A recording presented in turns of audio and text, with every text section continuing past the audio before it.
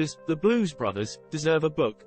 In the pantheon of gloriously dumb movie comedies derived from Saturday Night Live and the National Lampoon, the 1980 John Belushi-Dan Aykroyd R.B. farce sits a notch below Animal House, Caddyshack, and Ghostbusters. Maybe 2 notches. An absurdist demolition derby of a film, it's most memorable for spotlighting soul music legends like Aretha Franklin and James Brown and providing a loving portrait of Chicago at its smoggiest and seediest. But is it book-worthy? Arguably not. Still, Daniel Devizay makes the case in his subtitle, The Blues Brothers, an epic friendship, the rise of improv, and the making of an American film classic, that his book isn't just about a movie. It's a triple helix biography of the main contributors to the counterculture comedy revolution of the post-60s, SNL, the Lampoon and the Second City comedy troupe in all its stage and TV iterations. It's a tale of Hollywood excess, both budgetary and pharmaceutical, that beggars belief. And, at its essence, it's the story of a great American bromance, a partnership that was kept alive by one man's creative discipline before crashing on the rocks of another man's addictions.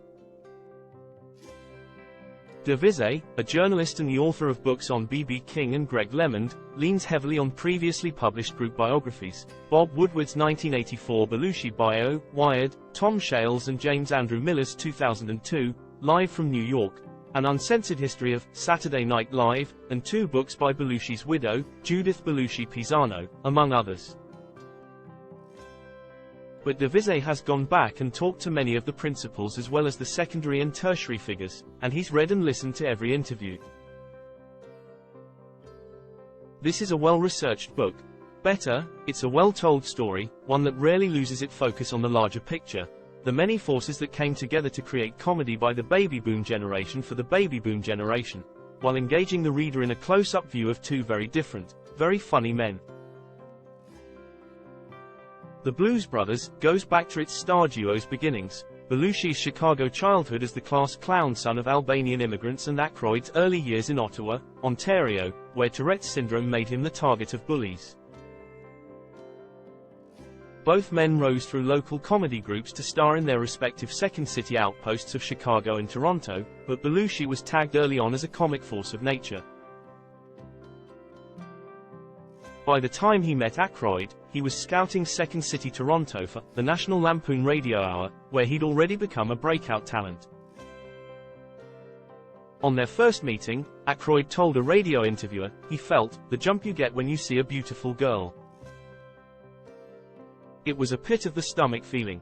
Belushi brought the manic slapstick to the first SNL cast, and Aykroyd brought the inspired weirdness, remember the bass-o-matic, and a deep, abiding love for American R&B, which he quickly imparted to his new best friend.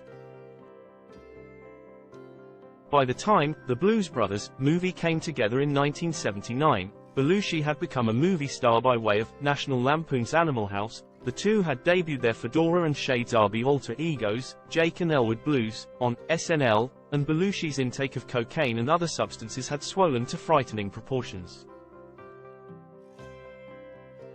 Indeed, everything about the Blues Brothers shoot, which forms the detailed heart of Devizay's book, seems staggering even today. Originally budgeted at $5 million, under director John Landis the production ballooned to over 6 times that much. Shooting the car chase through the shopping mall alone cost nearly $1 million. The film set a record for the number of automobiles destroyed in a single film, 103. Was it worth it? Your mileage may vary. For the most part, critics in 1980 hated The Blues Brothers, but audiences embraced it, and it remains a peculiar artifact of Hollywood overkill, funny in its baffling too-muchness. The musical numbers are still the best part, and Devizay is wise to address the accusations, then and now, that the movie and the accompanying Blue Brothers concert tours and hit records represented white cultural appropriation of black music at its most blithely entitled.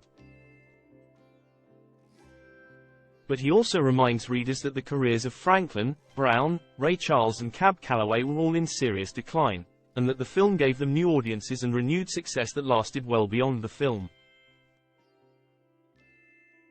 The one thing the author fails to address, and it's hardly his blind spot alone, is how Belushi was allowed to destroy himself while the entertainment industry watched and fans cheered.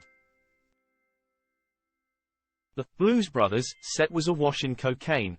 It literally arrived packed in film reel canisters, and while the studio hired a former Secret Service agent to babysit Belushi, the comedian had plenty of starstruck crew members and hangers-on to bury him in blow.